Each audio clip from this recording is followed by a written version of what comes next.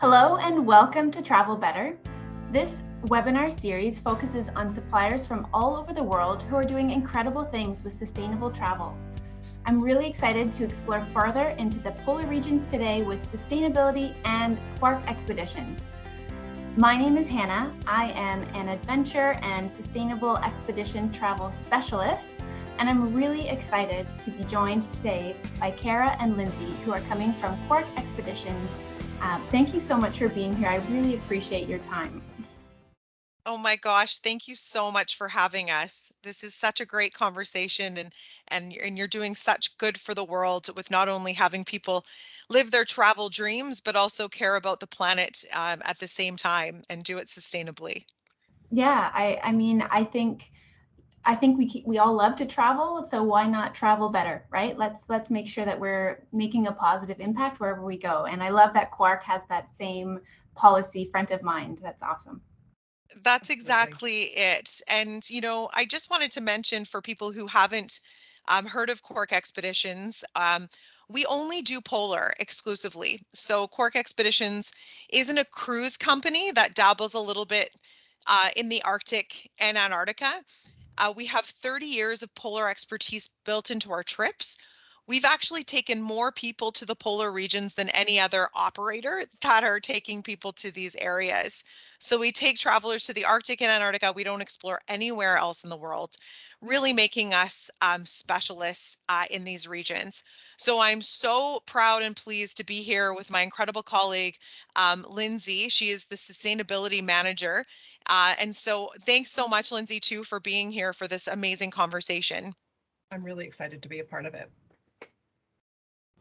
Awesome. Well, I mean, there's many companies who do go to these polar regions, but what makes Quark different? Why should we travel with Quark?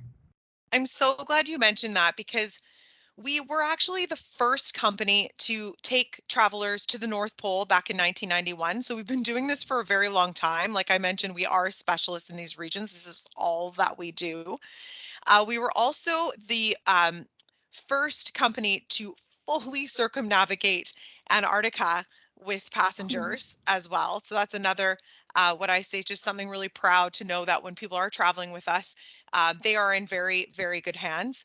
And so we know these areas very intimately because this is all that we do. But we do travel on small little expedition ships.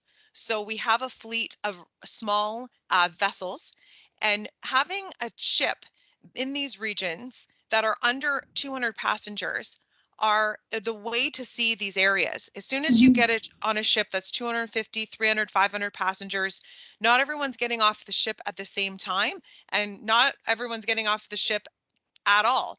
So Quark Expeditions, one of the reasons to travel with us as well is we have the most diverse fleet of small polar ships. So none of our vessels carry more than 199 passengers. So having the most diverse fleet enables you as a traveler to choose how you want to explore the polar regions. So we have everything from a luxurious all balcony, all suite ship like our World Explorer in Antarctica, everything to even the Ocean Adventurer, a small little nimble expedition ship that did have a multi-million-dollar renovation and is a great vessel for maneuvering around the polar regions. But then to our brand new ship, right, Lindsay? We just launched this brand new Ultramarine, which we are so excited about. And she is a fantastic sustainable ship in these regions. So 199 passengers, where heli flight sightseeing is even included to go further and farther in these areas. That's so cool. I can't believe, you get to take a helicopter too and go even further. That's awesome. And what's great too is we're known for getting off the ship as much as possible and getting our guests into the destination. So we're aiming to get off the ship at least twice a day, sometimes even 3 times a day, with adventure options. If people want additional adventure options, like a kayaking program where it's a full sea kayak, where you go out with some of our guides, or we also have stand-up paddleboarding in Antarctica, which is an additional adventure option. But there's so much actually included in a trip with Quark Expeditions to the polar regions, like zodiac cruising and hiking, contemplative walks, photography programs. And even that infamous polar plunge is even included. So at Oh, near the end of every trip, we take the polar plunge for people who want to participate in that. that's awesome. That's a must do for sure. It really is. Awesome. Well, you talked about Antarctica and the Arctic. So let's start first with Antarctica. So at what times in the year do you go there? What is the best things to see and do when you're there? Those are such great questions because being in this really remote region on the planet, being at the bottom of the world, some people do exactly say it's so cold there. Why would I want to go there? Or when do you go? When do we travel there? So with Quark Expeditions, we have trips as little as 8 days with a fly cruise program where we fly from Punta Arenas, Chile, from the southern tip of Chile in South America, and we fly over the Drake Passage, one of the roughest bodies of water in the world. It typically takes a day and a half to 2 days in each direction to sail. So there's a fly cruise program where we can do it as little as 8 days where we fly across that Drake Passage, land in Antarctica, have a great Antarctic experience, and fly back. But if people have, aren't short on time and have an opportunity to sail the Drake Passage, we have trips that are 12 days, 14 days, all the way up to 20 and 23 days that include these sub-Antarctic regions like the Falkland Islands and South Georgia on the way to travel to Antarctica. So depending on how long someone can go away for, what they want to see and do, for instance, we can talk about it on another session together, but for instance, in South Georgia, it's known as the Serengeti of the Southern Ocean. It's known as the Galapagos of this region as well, because there's so much wildlife that you won't see in Antarctica. For instance, Mm. the king penguin is the second largest penguin species in the world, and you can see that in South Georgia, but guests won't be able to see that in Antarctica. So just really what people want to see and do will help find the trip that's right for them. Oh, that's awesome. So to your question too, when do we go to Antarctica? Such a great question.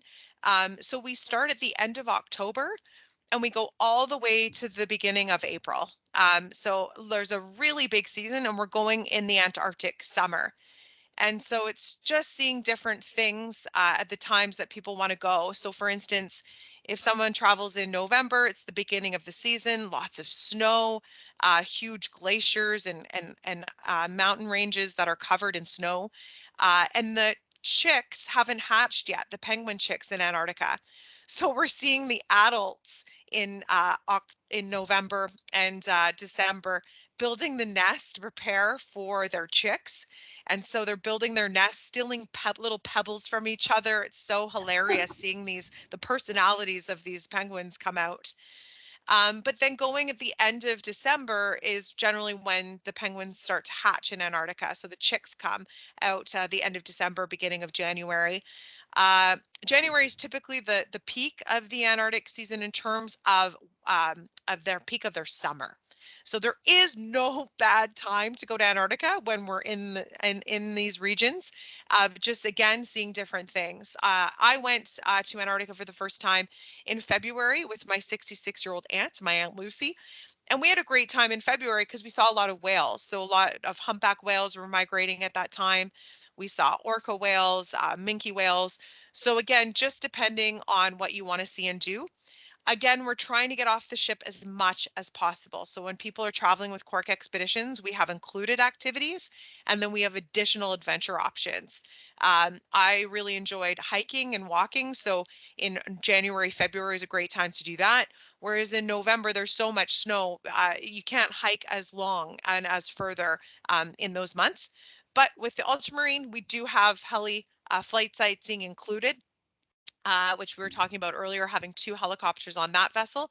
So great opportunity to see aerial views of gorgeous mountain ranges and glaciers and fjords. So lots to see and do in Antarctica alone. That's awesome. And maybe, I don't know if this is a question for Lindsay, but I know that Quark also has some like science lectures on board and you bring on a lot of naturalists. And I don't know, maybe correct me if I'm wrong, but do you also transport scientists to Antarctica? Maybe talk a little bit about that. Yeah, for sure. We're really excited about the different partnerships that we have with science and scientists in the Antarctic region. One of our partners is Penguin Watch. They'll come on board for many of our voyages and talk with our guests and give lectures, but we also take them to the places where they need to go to do their research on an annual basis. So they'll change out the batteries of their cameras, change out the cameras themselves, take drone footage. It's really interesting to see. And then actually I was really lucky. I was in Antarctica in early November, our very first voyage, and we had the team from Port Lockroy on board that we were trying to get to the base. Unfortunately, just because of ice conditions, we weren't able to make it happen, but we were able to find another ship that was there, and they transferred to that ship. So yeah, we work as much as possible with those vessels that are down to support the scientists and different members of different teams that are down there. Cool. I love that. I love that, you have to work together too with other ships and make sure everyone gets to where they need to be. Very much so. Yeah, there's a real camaraderie, I would say, between the operators that are down there, because we're very dependent on one another, and we're all trying to offer the best experience that we can for our guests. We share that. That's awesome. Maybe I know you're part of IATO, which creates some policies around how you can operate in the Antarctic. Do you want to talk a little bit about that partnership and some of the regulations that they have? Yeah, absolutely. They're the organization for the different travel operators in Antarctica, and we're very involved. We were part of the founding of IATO. I think 30 years ago now, give or take, and they have there's policies around how often ships can visit each of the sites that are there. So it's kind of one ship per site. There's sometimes you can only do it once per day. Sometimes it's twice per day. And there's a big derby day to book our sites for the whole season before the season starts. And they have a lot of policies around wildlife viewing. So how far away you need to stay from a penguin versus a whale versus a seal. And that's to make sure that we all stay safe, but also so that we are so that the wildlife there stays safe, that we can continue to see it when we visit. Oh, cool. I think it's so important that we have those policies that everyone is following, and we need that sort of baseline. So that's great that they've developed those. Mm-hmm. Yeah. Yeah. And it does create such an amazing, safety in Antarctica. And also, Lindsay, can you talk a little bit about too, if, one area has too much tourism, they might close that location for a bit. Is that true?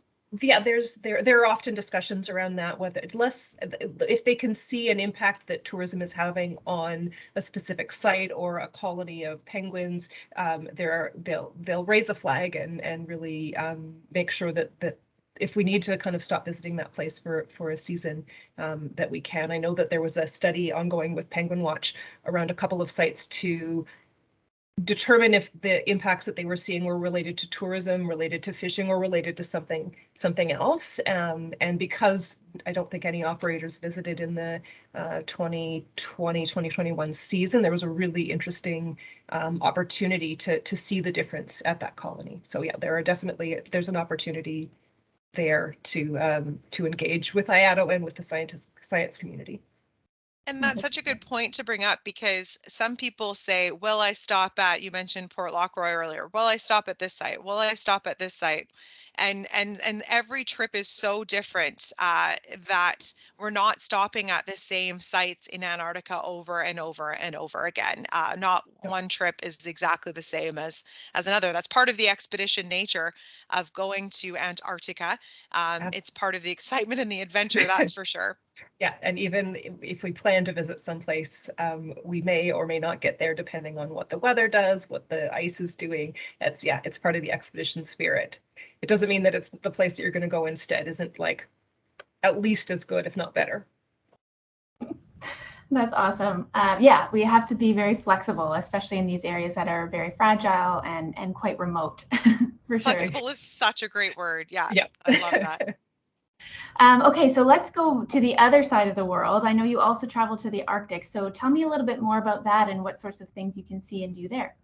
I'm so glad you mentioned that because the Arctic season picks right up where Antarctica leaves off for us because we are only in the polar regions. We're not doing any like repositioning voyages.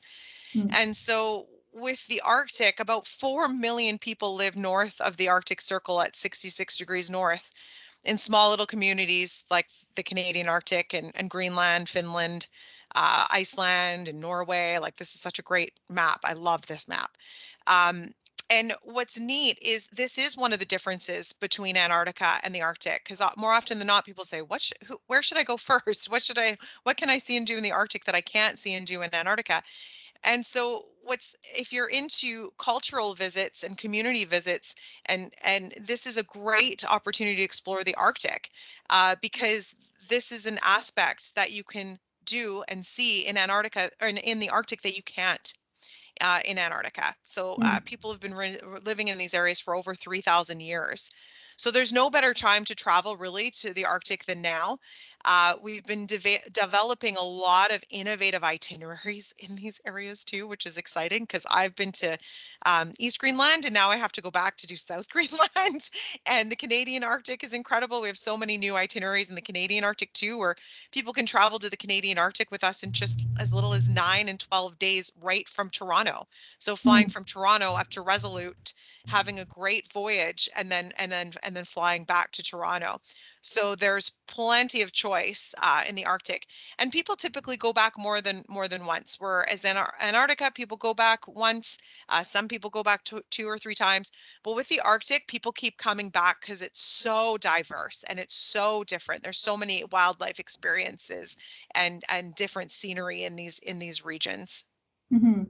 Now I know in the Antarctic you can camp out, but obviously in the Arctic, because of the polar bears, we can't do that. Ah, such a great point.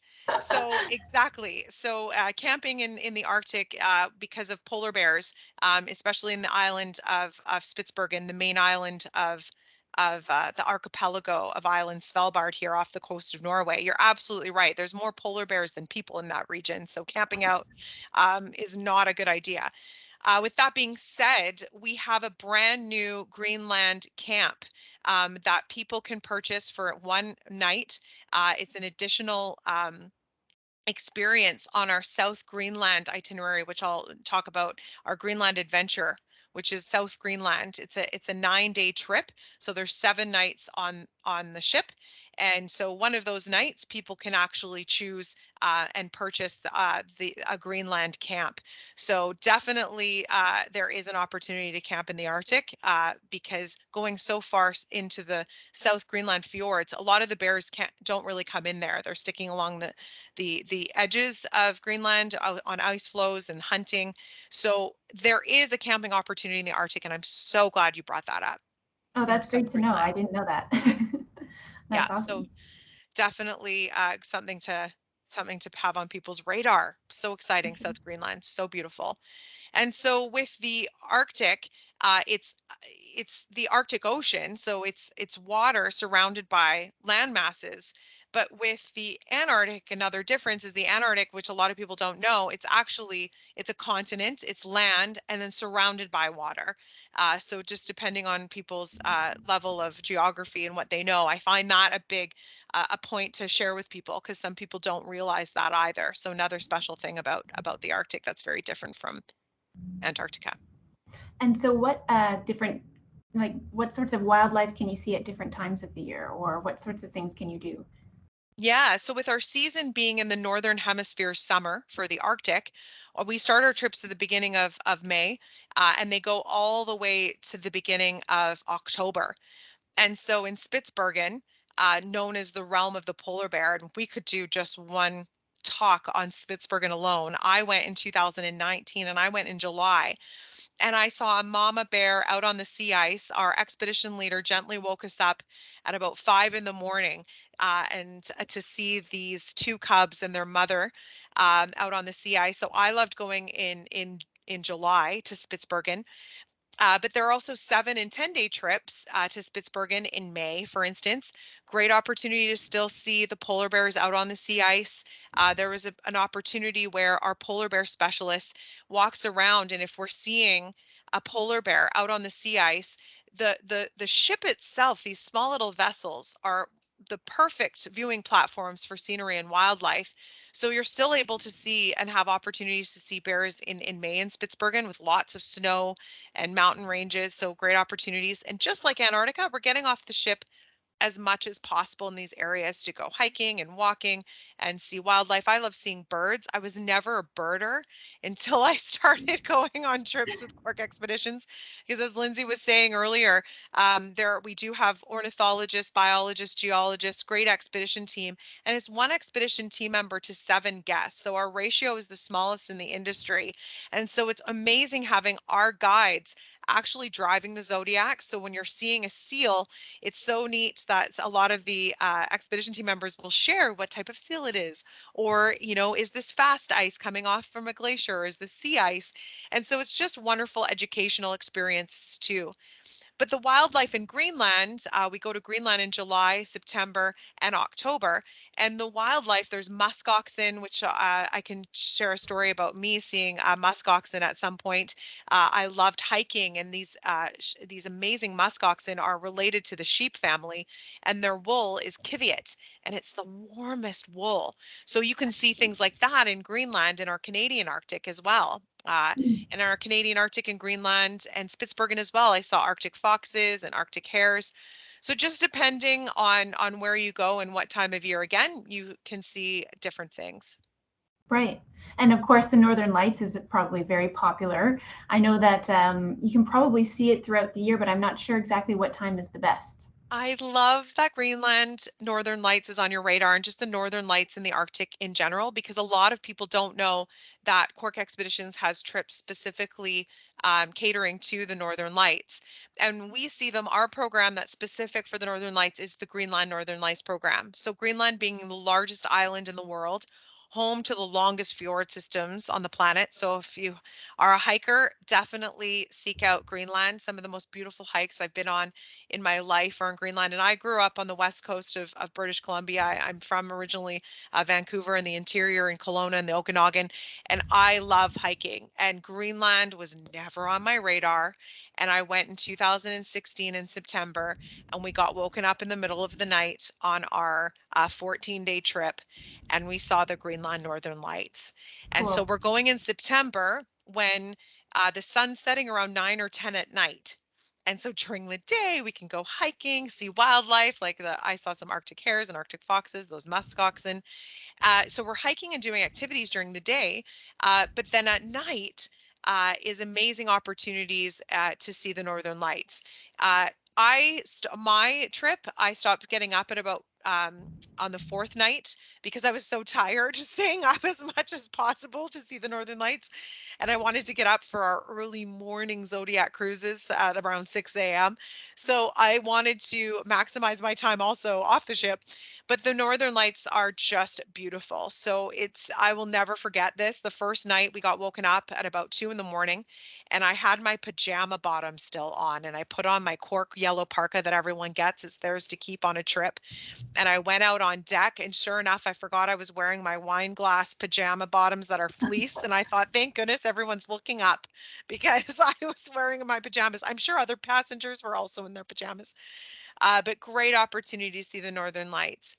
And so we do have a specific, as I was mentioning, specific Greenland Northern Lights program, but that's not saying that you might not see them in the Canadian Arctic. We have trips at the end of August and September in the Canadian Arctic. We just don't mark it as a designated Greenland or a designated Northern Lights program. Right. Right. Okay. Cool. Yeah, I saw them. I was on Baffin Island supporting a trip in September, and just walking home one evening, and there they were. It was like surprise, unexpected, and absolutely gorgeous. Oh, what a cool experience. That's so neat. It really was. And with Lindsay saying that too, I mean, we're getting off the ship and we're hiking and we're going into these areas, but we're also doing community visits. And that's a big piece of sustainability too. Wouldn't you say, Lindsay, is the community engagement and the partnerships we have with our communities? Oh, absolutely. I think that I would go almost so far as to say it's foundational to what we do, especially in the Arctic, that we build experiences that are beneficial to everybody involved, so that our guests get a real authentic experience to that particular area, but also that the communities have a benefit, that they're able to share their culture, that there's an economic benefit to them as well as to Quark. So I think that's a real foundational thing, at least for me, and as part of my role to engage with communities that way. And tourism is such a big piece for some of these communities too, just the foundation of their own economic. It certainly plays a part in their economic sustainability. Yeah. Yeah, And I think that's something that, I mean, a lot of people maybe don't think about is, we want to travel more eco-friendly, but we also need to spread our tourist dollars to those local communities, those smaller communities, and it's really important. Yeah, and I think engaging both the communities, and also we, as much as possible, try to hire local guides to support us while we're there.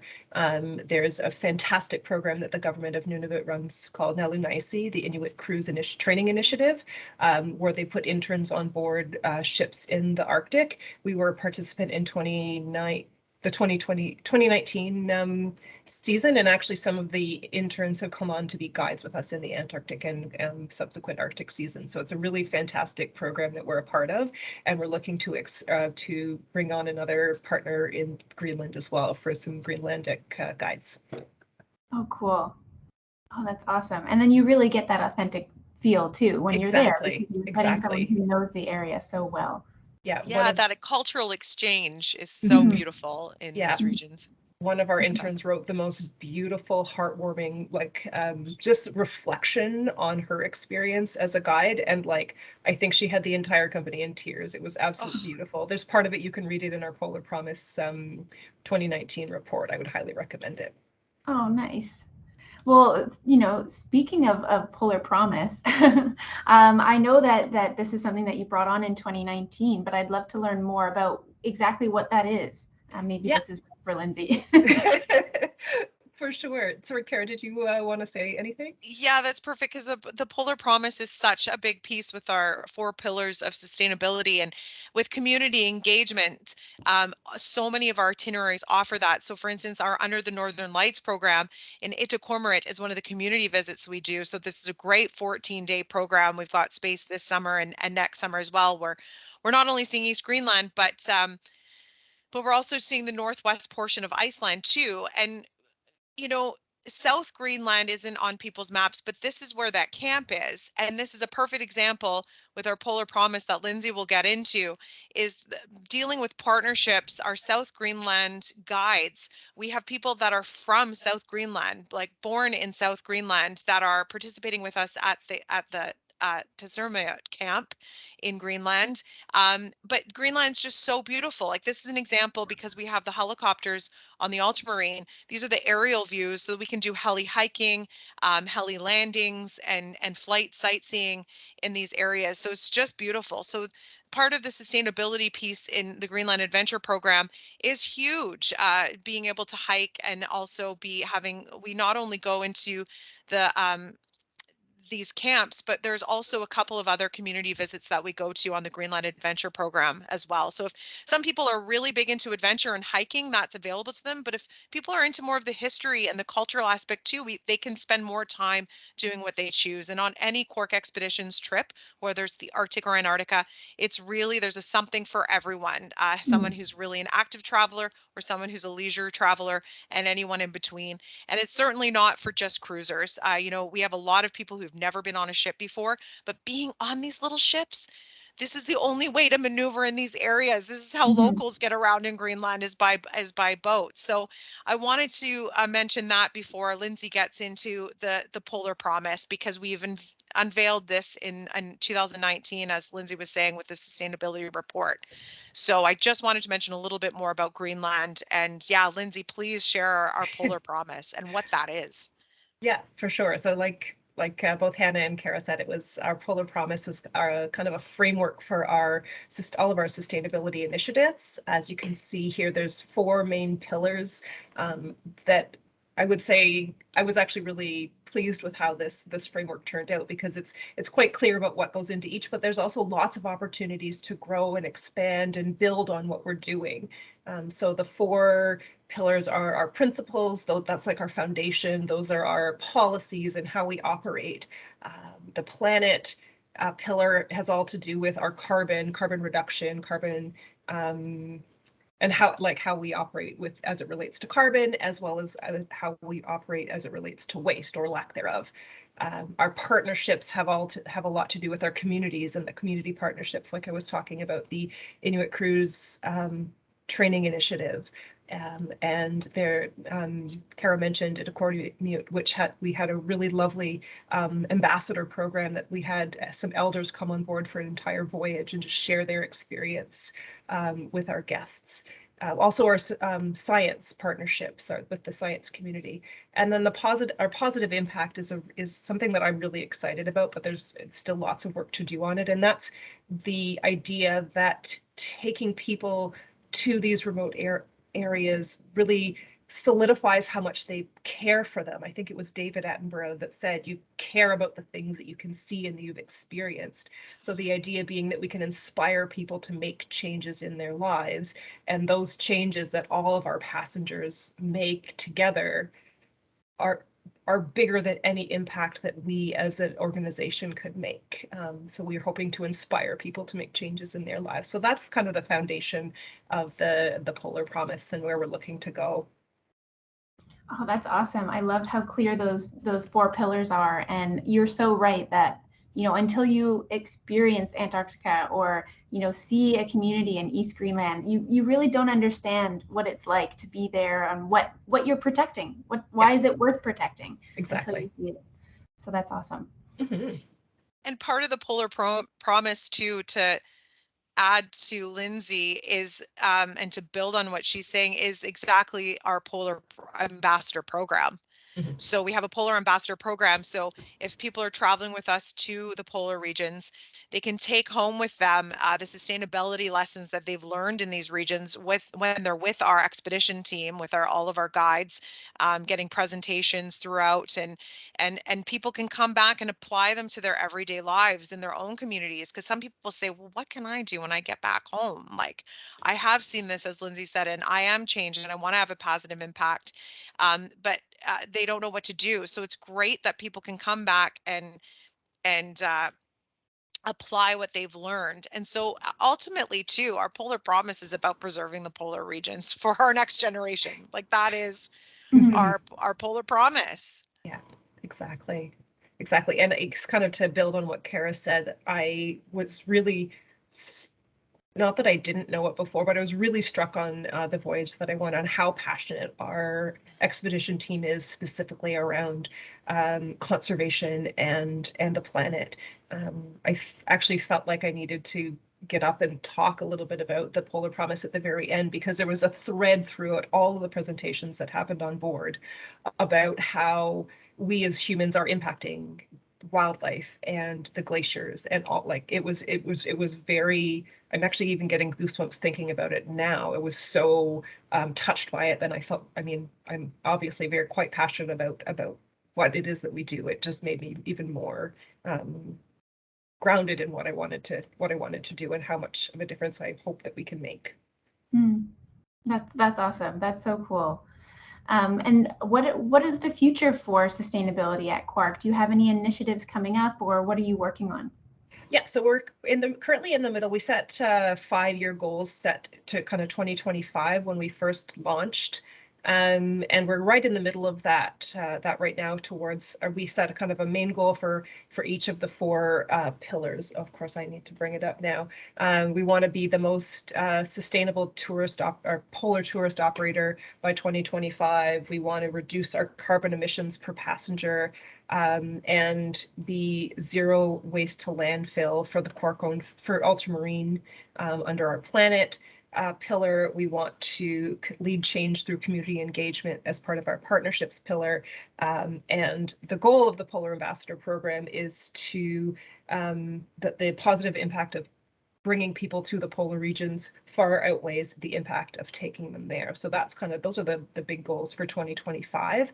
I think very specifically, we're going to have to, we're starting to, to look at what the next round of goals, kind of the 2030, 2050 goals might be. I think that there's likely to be a lot around carbon in those. It's something that that IATO and IACO are involved with. There's discussions around what we as organizations can do. There's also just governing bodies that are also beyond just needing to do it, they're mandating it as part of the Paris and Glasgow declarations. So it's something that I suspect will be coming for us as well soon. And in terms of carbon emissions, does Quark offset any of their emissions? We have in the past, we don't currently, but it is definitely something that we are looking at. Our aim right now is to, or at least at the beginning of this, was to understand what our carbon emissions were, as well as how we can reduce them. Because as much as I would say carbon offsetting is significantly better than it used to be, there's a lot more transparency around it.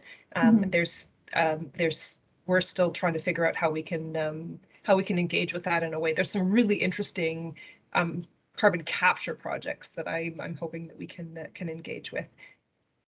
Cool. Yeah, I think that's definitely a good point. I think the goal should be to reduce your carbon emissions first, and then offset whatever you can. That's always, first is to understand, then to reduce, and then to offset. Although offsetting will come in kind of probably somewhere as we're reducing, we'll also look to offset.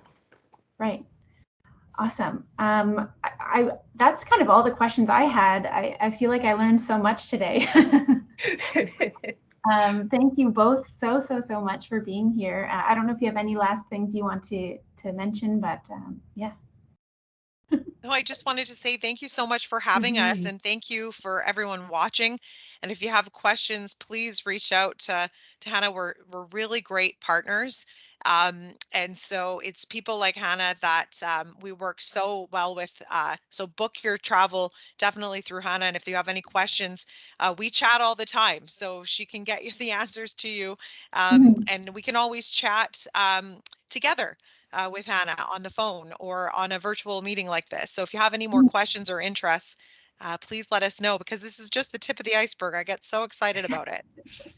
I love that. I love that. Yes. And I'd love to, do some more of these virtual presentations with Quark, and we can go dive deeper into, the Antarctic and the Arctic and all of the regions. There's so much information out there. So we will definitely, this is, like you said, the tip of the iceberg. And thanks so much, Lindsay, for coming on as well. This was just such a great conversation. I know I really enjoyed myself and have learned so much again. Yes, thank you. It's lovely to be here. Thank you so much for joining this episode of Travel Better with Kara Matthews and Lindsay Lewis from Quark Expeditions. I know I learned a ton about their sustainability policies and their amazing polar promise. If you want to learn more about Quark, check out the links below. I'll link their website and social media so you can find out all about the amazing things that Quark is doing. And then let's book your next polar adventure. I'll see you at the next episode.